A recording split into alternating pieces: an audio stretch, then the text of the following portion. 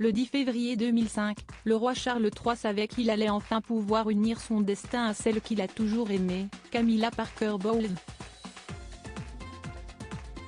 Elle venait d'accepter sa demande en mariage. Et par là même un sublime diamant qui a appartenu à un membre éminent de la famille royale. Entre Camilla Parker Bowles et le roi Charles III, s'y est une véritable histoire d'amour.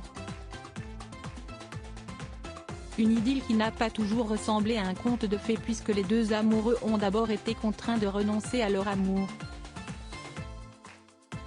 Face à ses obligations, le roi Charles a épousé Lady Diana avec qui il a eu 2 enfants, les princes William et Harry. Un mariage bien souvent malheureux qui s'est soldé par un fracassant divorce.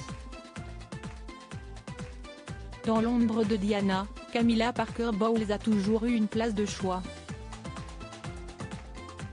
Après des années de romance, le couple illégitime s'est fiancé le 10 février 2005. Celui qui n'était encore que prince à l'époque a fait ça dans les règles de l'art puisqu'il s'est agenouillé pour demander celle qui occupait toutes ses pensées en mariage. C'est le 9 avril 2005 que Charles et Camilla se sont enfin dit oui au château de Windsor sous les yeux de 800 invités. Celle qui était si impopulaire jusqu'alors aux yeux des Britanniques entrait officiellement dans la famille royale.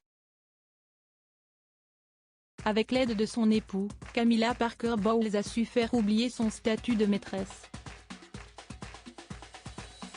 Peu à peu, à force de patience et d'abnégation, elle est parvenue à redorer son image.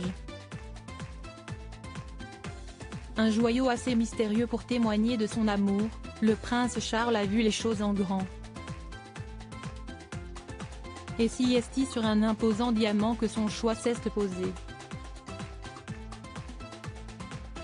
Comme le veut la tradition, il est allé se servir dans la collection familiale.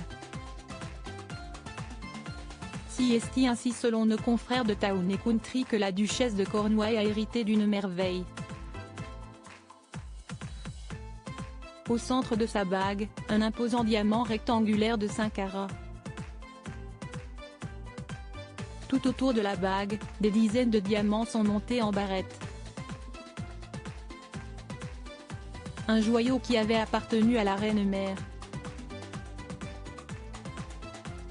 En revanche, on ne sait pas qui possédait la bague avant la reine-mère, ni qui l'a fabriquée, précisent nos confrères.